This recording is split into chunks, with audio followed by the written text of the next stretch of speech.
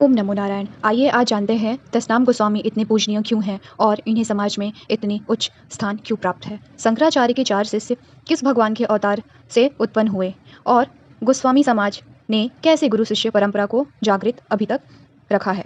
चंद्रमा को मस्तक पर धारण करने वाले भगवान शंकर ने जब बालक रूप धारण किया तब स्वर्ग से भगवान विष्णु सकल कलाओं के निधान विमल नामक ब्राह्मण से उत्पन्न हुए। उन्हें पद्मपाद नाम से पुकारते थे। वायु देवता ने यज्ञ के द्वारा अपनी कीर्ति राशि को प्रकट करने वाले प्रभाकर ब्राह्मण के घर में जन्म धारण किया। उन्होंने भेदवादी विद्वानों को अपने तर्क से मौन किया, इसीलिए उन्हें हस्तामलक की संज्ञा प्राप्त हुई।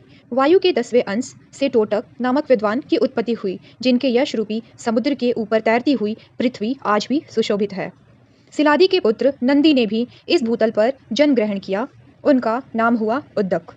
ब्रह्मा सुरेश्वर के रूप में प्रकट हुए, बृहस्पति आनंदगिरी के रूप में, अरुणा सानंद रूप में तथा वरुण चित्सुख नामक ब्राह्मण के रूप में प्रकट हुए। और ऐसे ही अनेक देवता भागवत पद आदिगुरु शंकराचार्य के संसार शरणभूत चरणों की सेवा करने के लिए बड़े बड़े विद्वान के रूप में घर में उत्पन्न हुए। आचार्यों का मत है कि बृहस्पति ने ही मंडन के रूप में इस भूतल पर अवतार लिया था, क्योंकि चार्वक दर्शन की रचना करने से क्रुद्ध होकर उन्हें मनुष्य रूप में आने का शाप दिया गया था। उनका यह भी कहना है कि भगवान शंकर की प्रेरणा से नंदीश्वर ने ही आनंदगिरी के रूप में जन्म धारण किया। पद्मपाद, हस्तामल, टोटक तथा सुरेश्वर स्वयं प्रभु अवतार शंकर के साक्षात सुप्रसिद्ध 4 शिष्य हैं, जिन्होंने अपने अनुपम ग्रंथों से अद्वैत मत के सिद्धांत को सर्वत्र विस्तारित किया। ओम नमो नारायण। आइए आज उसके आगे का शुरू करते हैं। ब्रह्मा जी के अवतार लेने के बाद उनकी पत्नी सरस्वती ने भी जन्म ग्रहण किया। इन्हें उभया भारती की संज्ञा दी जाती है। यह सचमुच ही सरस्वती थी, इसीलिए लोक में इन्हें सरस्वती नाम से पुकारते हैं। दुर्वासा मुनि द्वारा सरस्वती माँ को श्राप।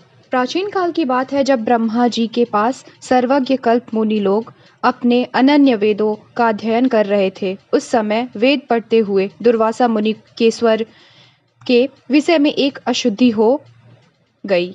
उस दिन सरस्वती, जिनके अंग वर्णों से उत्पन्न होने वाले समूह है, हंस पड़ी। भयंकर शासन वाले दुर्वासा मुनि इस पर क्रोधित हो गए और आग की तरह जलते हुए लाल लाल नेत्रों से सरस्वती की ओर देखने लगे। उन्होंने सरस्वती को शाप दिया कि मनुष्य के बीच तुम जन्म ग्रहण करो। इस शाप को सुनकर सरस्वती डर गई और विषाद करती हुई मुनि लोगों ने जब सरस्वती को देखा तब आदरपूर्वक दुर्वासा ऋषि को प्रसन्न किया। मुनियों ने कहा, हे भगवान, हे मुनि, जिस प्रकार पिता अपराधी पुत्र को क्षमा कर देता है, उसी प्रकार अपराध करने वाली सरस्वती को आप क्षमा प्रदान करें।